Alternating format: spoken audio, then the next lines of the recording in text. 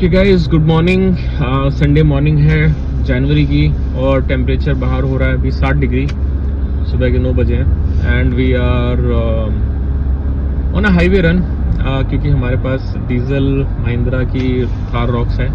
तो इसी के बारे में बात करते हैं कि हमारा इसका गाड़ी का एक्सपीरियंस अभी तक कैसा रहा है। भाई 4000 किलोमीटर चला चुके हैं, कुछ एक दो फैमिली ट्रिप भी कर चुके हैं इस पर। तो let me just quickly talk about कि भाई मेरा एक्सपीरियंस क्या है अभी तक। जो लोग लेने के लिए सोच रहे हैं अगर 4x4 महिंद्रा की गाड़ी, I am just strictly talking about 4x4। अगर आप इसको शोशेबाजी के लिए आपको RWD लेनी है, आपको वही अच्छी लगती है, सिटी ड्राइव भी करनी है, तो भाई कोई वो एक अलग, मैं उस पर नहीं जा रहा हूँ। उसके लिए गाड़ी, उसके जो पैरामीटर्स हैं वो अलग है। तो पहली चीज़ एड्रेस करते हैं कि भाई इस गाड़ी का मेरा अभी तक एक्सपीरियंस क्या है। यार देखो, गाड़ी का ड्राइव अगर आप देखो, अच्छी ड्राइव करती है, ठीक है, कंफर्टेबल है। जो अंडर थाई सपोर्ट है वो थोड़ा सा कम है, वैसे गाड़ी कंफर्टेबल है, मतलब कोई दिक्कत नहीं है। मतलब सारे फीचर लोडेड है, सॉफ्ट टच मटेरियल भी यूज़ की हुई है गाड़ी में, म्यूजिक सिस्टम अच्छा है, सब कुछ है, सनरूफ दे रखी है बड़ी सी। इसके कुछ नुकसान भी उस पर बात करेंगे बाद में, बट मतलब गाड़ी में फीचर लोडेड है, कोई दिक्कत नहीं है। जो अंडर थाई सपोर्ट, जिसकी थोड़ी सी हाइट ज़्यादा है, उसको अंडर थाई सपोर्ट में थोड़ा सा इशू आ सकता है। मैं उसको मैनेज कर लेता हूँ, थोड़ा सीट को आगे पीछे करके आप उसको मैनेज कर लेते हो, उसमें इतनी दिक्कत नहीं आती है, ठीक है। बाकी क्योंकि मैंने तो लिए इतने पैसे खर्च किए, भाई मुझे अच्छी लगेगी अभी तो, ठीक है। शुरू में तो कहते हैं ना कि हनीमून पीरियड चलता है, सब कुछ अच्छा लगता है गाड़ी में, तो वही है कि अभी तो गाड़ी मेरे को अच्छी लग रही है। इसके कुछ कमियां हैं जिसके बारे में बात करते हैं, बट जो ये बिल्कुल कैंडिड फीडबैक दे रहा हूँ मैं आपको, अगर लेनी है तो आपके लिए क्या पॉइंट्स हैं।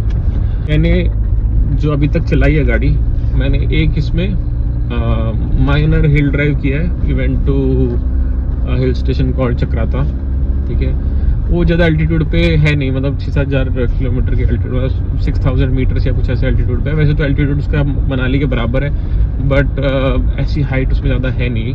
तो वो तो बेसिक ड्राइव, उसमें तो कोई भी गाड़ी चली जाएगी, उसमें कोई ऐसा वो नहीं है। बट इस गाड़ी का जो हमारा अभी तक का वैसे ट्रैवल एक्सपीरियंस, उसमें पहली चीज़ तो जो लगेज है, इसमें हमने ना इसमें एक स्नैक ट्रे लगवाई, जिससे थोड़ा सा तो स्पेस कम हुआ है। पर जो लगेज है, जब आप हस्बैंड वाइफ 2 किड्स राइट, उस सेटअप पे अगर आप जाते हो इसमें, तो लगेज बिल्कुल हमारा फुल था, गाड़ी का पैक थी गाड़ी हमारी पूरी। अब वो डिपेंड करता है कि आप किस तरह की तैयारी करके जा रहे हो, अपना कितना लगेज लेके जा रहे हो, वो चीज़ें मैटर कर जाती हैं।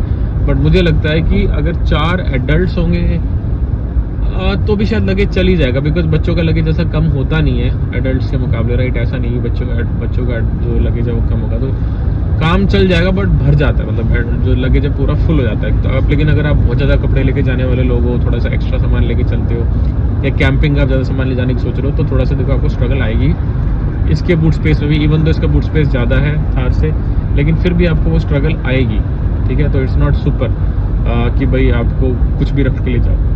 अगर आपको बहुत ज़्यादा कैंपिंग का शौक है या वैसा है, तो you should rather look for something like Hilux, जिसमें कि आपका बहुत बड़ा डाला है, तो कुछ भी भर के ले जा सकते हो, राइट। कैंपिंग का कितना भी सामान जा सकते हो, उसके ऊपर टेंट भी लगा सकते हो। वो सब चीज़ें अगर आपके लिए ज़्यादा मैटर करती हैं, तो इसमें आपको थोड़ी सी डिसअपॉइंटमेंट होगी। वैसे अगर आप नॉर्मल एक लगेज लेके चलते हो 4 लोगों की फैमिली का, तो काम चल जाएगा, चाहे भर के चले गाड़ी ऊपर तक, पीछे तक डिक्की, लेकिन चल जाएगा आपका काम, ठीक है। First thing. दूसरी थिंग कि कोई लोग कहेंगे कि यार क्या ये गाड़ी एकदम से प्लस चलती है, दब के चलती है, ऐसे वैसे चलती, ठीक है। और हाईवे स्टेबिलिटी भी ठीक है, इसकी इम्प्रूव हुई है, पहले से राइड भी बेटर हुई है महिंद्रा थार से। लेकिन अभी भी गाड़ी में अंडुलेशंस हैं, गाड़ी थोड़ी सी चल के झूलती हुई चलती है, थोड़ी वो झूलती है। सबको लगेगा, जो भी नया बंदा बैठे जिसने इस तरह की गाड़ी में ट्रैवल नहीं किया, जो सेडान का में ज़्यादा ट्रैवल करता है, उसको महसूस होगा वो गाड़ी। तो गाड़ी में थोड़ा सा ना जर्कीनेस आपको महसूस होगी ही होगी, उसमें कोई दो राय नहीं है, ठीक है। तो कंफर्ट बेटर हुआ है, लेकिन अभी भी देखो सेडान के लेवल का, टिपिकल सेडान या जो क्रॉसओवर हैचबैक्स हैं उनके लेवल पे तो नहीं है। तो दूसरी चीज़ now talk about diesel versus petrol. या डीजल पेट्रोल का जो इशू है ना, वो मेरे को शायद, अगर पेट्रोल का ऑप्शन होता है रोक्स में, इवन दो उसकी एवरेज कम है, मैं फिर भी शायद उसकी तरफ सोचता। क्यों सोचता? क्योंकि बहुत लोग कहते हैं यार पेट्रोल में कौन लेता है गाड़ी, पेट्रोल की तो एवरेज बहुत कम है। यस, एवरेज बहुत कम है पेट्रोल की एवरेज इससे 3-4 कम होती है, और पेट्रोल आपका महंगा भी है, और ऊपर से इथेनॉल का भी रायता फैला हुआ है। तो पेट्रोल के भी अपने इश्यूज हैं, मैं नहीं कहूँगा पेट्रोल के इश्यूज नहीं है, लेकिन पेट्रोल का जो बेनिफिट आता है ना, वो आता है अगर आप इस गाड़ी को 4x4 है और आपको मन करेगा कि यार स्नो ड्राइव में चलते हैं या स्पीति करके आते हैं, लद्दाख करके आते हैं, तो यार अगर विंटर स्पीति या विंटर लद्दाख या विंटर ऐसे मनाली वगैरह का जाओगे तो कोई बड़ी बात नहीं, आप कहीं फंस भी सकते हो डीजल गाड़ियों में। महिंद्रा की थोड़ी सी ज़्यादा दिक्कत करती है, लेकिन डीजल की सारी गाड़ी दिक्कत करती है, बिकॉज डीजल जम जाता है नेगेटिव टेम्परेचर्स में, डीजल जमता है। आई थिंक -3-4 के बाद डीजल में ड्रामे शुरू हो जाएंगे जमने के। और क्योंकि जो डीजल का कंबशन है वो अलग तरह से होता है, बिकॉज आपको पता होगा जो डीजल है उसमें हवा कंप्रेस होती है, ज़्यादा कंप्रेस होती है बहुत, और उस हवा पे डीजल छिड़कते हैं, वर्सेस पेट्रोल जहाँ पे हवा और पेट्रोल मिल के होते हैं और उस पर आप चिंगारी लगाते हो। तो उसमें क्योंकि हवा और पेट्रोल मिल के होता है और उस पर चिंगारी लगाते हो, पेट्रोल है, पेट्रोल में इग्निशन हो जाएगा, ठीक है। पेट्रोल जो वो है फ्रीजिंग पॉइंट है बहुत दूर है, तो पेट्रोल जमता भी नहीं है पहली बात तो पेट्रोल आपके साथ हवा के साथ, आपकी ठंडी हवा भी है, बहुत ज़्यादा ठंडी हवा है, -20 डिग्री वाली हवा भी आई है, उसके साथ पेट्रोल मिक्स है, तो कंबशन फिर भी आपका ले लेगी गाड़ी। वहीं डीजल का क्योंकि जो कंबशन है वो बहुत हाई है, मतलब जो कंप्रेशन है वो बहुत हाई है, उसको डीजल को हवा को गर्म करना है, इतना गर्म करना है जिससे कि उसे डीजल छिड़को तो आग लग जाए। उसमें डीजल नहीं होता पहले से मिला हुआ, खाली हवा को कंप्रेस किया जाता है। अब जो बहुत ठंडी हवा है, आपका सिलेंडर है ठंडा पड़ा है, सब कुछ ठंडा पड़ा है, तो भाई जो वो है ना ग्लो प्लग्स या वो भी जो जिससे भी हवा आपकी गर्म होती है वो उतना इफेक्टिवली बहुत माइनस टेम्परेचर में काम नहीं कर पाते, तो जो हवा है वो इतनी गर्म नहीं हो पाती, उसमें जब डीजल छिड़कोगे तो कंबशन कई बार नहीं हो पाता। तो ये सारे इश्यूज डीजल गाड़ियों में आएंगे ही आएंगे, ठीक है। अब वो कुछ गाड़ियाँ शायद उसका जो इंसुलेशन है या जो उसके मटेरियल्स हैं उससे कुछ उसको प्रोटेक्ट कर सकते होंगे या बेटर कर सकते होंगे, और ये महिंद्रा को भी देखना चाहिए कि जो इस पे क्या किया जा सकता है कि जो फ्यूल लाइंस है या फिर जो सिलेंडर हेड है या जो चीज़ें, इसको नेगेटिव टेम्परेचर्स के लिए आप कैसे ज़्यादा अडेप्ट बना सकते हो। शायद टोयोटा इससे बेटर काम करेगी महिंद्रा से, अगर आप ठंड के हिसाब से बात करोगे तो, ठीक है। तो एक्सट्रीम कोल्ड में डीजल की गाड़ी दिक्कत करती है, पेट्रोल की गाड़ी दिक्कत कम करती है, कोई भी पेट्रोल की गाड़ी हो। तो अगर थार रॉक्स 4x4 पेट्रोल में होती तो यार आप अगर विंटर ड्राइव्स करने में बहुत शौकीन हो ना, तो डीजल में थोड़ा डिसअपॉइंट हो गए। पता चला आप कहीं फंस गए, गाड़ी स्टार्ट नहीं होके दे रही, हाँ, मान लो आप स्पीति चले गए, वहाँ -20 चले जा रहा बर्फ में गाड़ी खड़ी है, वो जमती चली जाएगी, वो इतनी जम जाएगी कि भाई साहब आप एक गाड़ी के स्टार्ट करने में आपको लाले पड़ जाएंगे, है ना, नानी याद आ जाएगी। मैंने ऐसे वीडियोस देखे जहाँ पे लोग 3-3, 4-4 दिन तक धक्के खा रहे हैं, सब कुछ कर लिया, गाड़ी में धूप निकली लेकिन गाड़ी स्टार्ट नहीं हो रही, ठीक है। क्योंकि जो थोड़ा इंजीनियरिंग है उस पर महिंद्रा और इम्प्रूव कर सकती है, मुझे ऐसा लगता है। That's a feedback to Mahindra कि यार जो कोल्ड वेदर के हिसाब से जो आपकी फ्यूल लाइंस वगैरह हैं उनको थोड़ा सा उस पर कुछ रीलुक करने की ज़रूरत है कि वो कैसे इंसुलेट हो कि वो हमारा कोल्ड स्टार्ट के इश्यूज कम हो, ठीक है। और कोल्ड स्टार्ट से जैसे एंटी जेल से बचने के लिए कुछ लोग एडिटिव्स वगैरह डालते हैं, वो डाल सकते हो, लेकिन फिर भी diesel would always be a problematic in that scenario. कोई भी डीजल होगी, महिंद्रा की थोड़ी सी ज़्यादा है, तो वो आपको माइंडफुल रहना है कि आपका पर्पज़ क्या है, उस पर्पज़ में आपको इसमें दिक्कत आएगी, ठीक है। अगर वैसे आपको नॉर्मल वैसे वेदर में चलना है तो this is any days better, मुझे लगता है जिमनी अंडर पावर्ड है, तो जिमनी एक ऑल्टरनेट हो सकता है, बिकॉज अभी वही आती है 4x4 5 सीटर के हिसाब से वही एक गाड़ी आती है पेट्रोल में, और क्योंकि उन्होंने बिल्कुल मैकेनिकल सिंपल रखे हैं, NA इंजन है, कोई इसमें टर्बो नहीं लगाया हुआ, उसमें उन्होंने वो भी दे रखा है, सॉलिड एक्सल दे रखा है आगे, इसमें IFS दे रखा है, तो IFS थोड़ा सा कंफर्ट के हिसाब से दे रखा है महिंद्रा ने, उसमें उन्होंने सॉलिड एक्सल दिया हुआ है। ऐसा महिंद्रा का वैसे कंफर्ट अलग से है नहीं जिमनी से ज़्यादा, बट ठीक है। तो जिमनी कुछ चीज़ों में बेटर भी है कि भाई क्योंकि उसमें ज़्यादा कुछ है नहीं, जैसे नोकिया फ़ोन है आप तो ख़राब नहीं कर सकती क्योंकि उसमें कुछ है ही नहीं। ऐसी ही महिंद्रा की जो टोयोटा की गाड़ियाँ भी वही करते हैं। टोयोटा भी देखो आप इंडिया में गाड़ियाँ चला रही है, 20-20 साल पुरानी गाड़ी चला रही है, उसमें ज़्यादा कुछ डाला ही नहीं उन्होंने, ख़राब क्या हुआ, ठीक है। तो उस वे में आप मारुति की भी देख सकते हो गाड़ी, अगर आपको बहुत कोल्ड वेदर में जाने का शौक है तो वहाँ ये गाड़ी थोड़ी स्ट्रगल करेगी, ठीक है। That thing.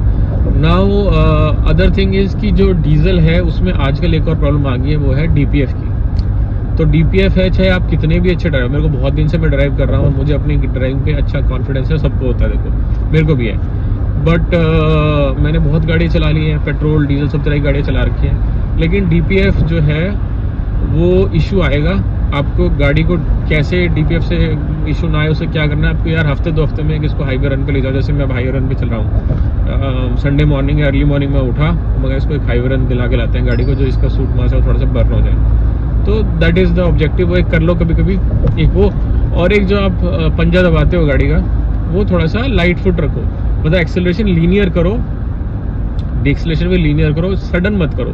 जो सडन है उससे सूट मास जल्दी इकट्ठा होगा, तो आपको थोड़ा सा ना तमीज़ में गाड़ी चलानी पड़ेगी डीजल की, अगर आपको डीपीएफ के इशू ज़्यादा नहीं चाहिए तो। ठीक है, तो एक तो ये आपको ध्यान रखना है कि डीजल की गाड़ी जो है वो बिल्कुल अब अब्यूज़ फ्रेंडली गाड़ियाँ इतनी नहीं रही हैं, अब थोड़ी सी आपको इनको केयरफुली ड्राइव करना पड़ता है अब इन गाड़ियों को। ठीक है, नहीं तो आप इस रीजन के चक्कर में फंसे रहोगे। और जो फ्यूल इकोनॉमी है इसकी, यार फ्यूल इकोनॉमी इसकी सुपर तो नहीं है, मैं एक्सपेक्ट कर थोड़ी ज़्यादा, लेकिन अभी तक तो फ्यूल इकोनॉमी आप ये मान के चलो मुझे ये देती है, अभी इसमें दिखा तो 15 रही है, बट मुझे लगता है कि 12 के आसपास आपको फ्यूल इकोनॉमी मिल जाती है। मेरी जो रनिंग है कई बार उसमें थोड़ा हाईवे ज़्यादा होते हैं तो मुझे ज़्यादा देती है। ठीक है, मैं पंजा थोड़ा सा ना लाइट रखता हूँ आजकल, तो मुझे दे रही है 15-14-15 दे देती है, बट लेकिन 12 मान के चलो 12 के आसपास आएगी रफली। ठीक है, सुपर नहीं है डीजल के हिसाब से। मेरी जो पहली डीजल गाड़ियाँ थी उसमें इकॉनमी यार, अगर मैं जैसे इसको चला रहा हूँ वैसे चलाता तो 20 की निकल जाती थी उसमें, पर वो 1.5 इंजन थे, छोटे थे, ये 2.2 है। दूसरा ये गाड़ी एरोडायनेमिक है नहीं, राइट, तो वो सब चीज़ें मतलब क्योंकि इसका जो ओल्ड स्कूल डिज़ाइन है इसमें एरोडायनेमिक्स है नहीं, ये शीशा आ गया खड़ा है तो रेजिस्टेंस ज़्यादा आता है, एयर रेजिस्टेंस ज़्यादा है, तो जो इसका लेगेसी लुक है उसको मेंटेन करने की वजह से you compromise on fuel economy. ठीक है, तो फ्यूल इकॉनमी आप इसे सुपर तो एक्सपेक्ट करना मत, बट ठीक है, मतलब डूएबल है यार। और डीजल वैसे भी जैसे कि आजकल ज़्यादातर लोग XP95 डलवाते हैं पेट्रोल में, क्योंकि थोड़ा सा बेटर है नॉर्मल पेट्रोल से, तो 105 रुपये का पड़ता था वो डीजल, आप डलवाते हो तो डीजल आपका शायद 90 के आसपास है, तो यार फ़र्क पड़ जाता है ना, मतलब डिसेंट सा फ़र्क हो गया आपका, 15-20 रुपये का फ़र्क हो गया, और ऊपर से एवरेज भी ज़्यादा आ गई, तो of course it is better in that sense. तो in a nutshell would I recommend, हाँ यार, मतलब जो आपको मैंने ड्रॉबैक्स बताए डीजल गाड़ी के, वो आपको माइंड में रखने हैं कि आपकी बहुत ज़्यादा सिटी रन है ना, बहुत ज़्यादा सिटी रन है, आप कभी कभी हाईवे पे निकलोगे और आपके हाईवेज भी बहुत ओपन नहीं है आपके आसपास, तो भाई मत लो, डीजल अवॉइड करो, चाहे कितने भी अच्छे आप ड्राइवर हो, आप उसमें स्ट्रगल करोगे, क्योंकि आप उस जो इंजीनियरिंग आप उसके अगेंस्ट नहीं जा सकते, इंजीनियरिंग ही ऐसी है इन गाड़ियों की कि आप फंसोगे अगर आपकी बहुत ज़्यादा सिटी रन करोगे तो। आपके highway runs, regular highway runs जरूरी है आप डीजल की गाड़ी को। ठीक है, तो अगर आपके सिटी रन है तो अवॉइड करो। आपको बहुत ज़्यादा विंटर स्पीति करने का शौक है, ऐसी जगह ज़्यादा जाने का शौक है, तो भी अगेन आई वुड से डीजल की गाड़ियाँ अवॉइड करो, पेट्रोल की तरफ जाओ। और अदरवाइज ये सब आप इन लिमिटेशन के साथ आप ओके हो तो then you know this is a perfect car. मेरे हिसाब से ये स्कॉर्पियो एन को टक्कर देती है comfort end of road capability में, उससे ऊपर ही जाती है भाई, कंफर्टेबल है ये, मतलब आई वुड से चलो ठीक है स्कॉर्पियो एन थोड़ी सी ज़्यादा कंफर्टेबल होगी इससे, बट इट इज़ इसकी राइड क्वालिटी वगैरह सब देखो तो it is pretty good now, right, close to Scorpio N और even more in some cases, right, पर जो ऑफ रोड कैपेबिलिटी है, अब्यूज़ फ्रेंडलीनेस है, वो इसकी स्कॉर्पियो एन से भी ज़्यादा है। तो it is now a balance car की एक गाड़ी लेके आप सब कुछ कर सकते हो मेरे हिसाब से थार रॉक्स में। बस आपको ये एक्सपेक्टेशन अपनी ये नहीं रखनी है कि भाई मेरी गाड़ी एकदम प्लस चलेगी एकदम से ना, मुझे बिल्कुल भी दचकी नहीं आएंगी, बहुत स्मूथ चलेगी, नहीं यार, थोड़ा झटका मारेगी गाड़ी है ना, लेटर ऑन में थोड़ा झटका मारेगी, वो आपको माइंड में रखना है। But otherwise good car. मुझे अभी तक इसमें टच वुड, फिंगर्स क्रॉस्ड, मुझे अभी तक इसमें कोई ऐसे इश्यूज आए नहीं है, कोई मैंने निगल्स देखे नहीं है, तो so far so good, keeping the fingers crossed. हो सकता है मुझे आज कोई इशू आ जाए महिंद्रा गाड़ी में, इशूज तो भाई आ ही जाते हैं बीच बीच में, but Mahindra I think I know they are working on it, और it's pretty good. I would say I am satisfied with this. और ये गाड़ियाँ ऐसी हैं जो थारों की जैसी गाड़ियाँ हैं ना, बिल्ड करने की गाड़ियाँ होती हैं। अब अनफॉर्चुनेटली हमारे देश में थोड़ा सा मॉडिफिकेशंस पे वो है, नहीं तो ये गाड़ियाँ अगर सरकार 10 साल का रूल हटा दे तो आप आराम से, ये होगी इवन हाईलक्स भी बिल्ड करने के लिए बहुत अच्छी गाड़ी है, आप उसको लो, और अगर सरकार 10 साल का रूल ना रखे तो you can just build it and create a car जिसको आप 15-20 साल रख सकते हो, उसमें अपने हिसाब से चीज़ें सेट करा सकते हो।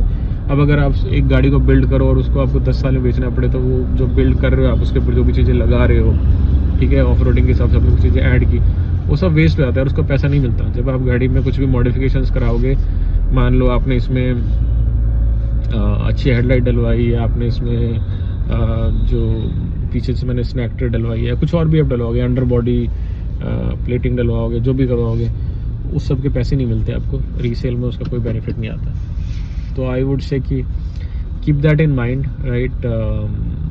आप अनफॉर्चुनेटली ज़्यादा इन्वेस्ट कर नहीं सकते गाड़ी को बिल्ड करने में इंडिया में, at least not till now, unless कि सुप्रीम कोर्ट एक प्रॉपर वर्डिक्ट दे दे। अभी तो सुप्रीम कोर्ट का इंटरिम अपडेट, तो will see, but otherwise a good car, you can definitely, I would recommend buying it with the limitations that I just mentioned.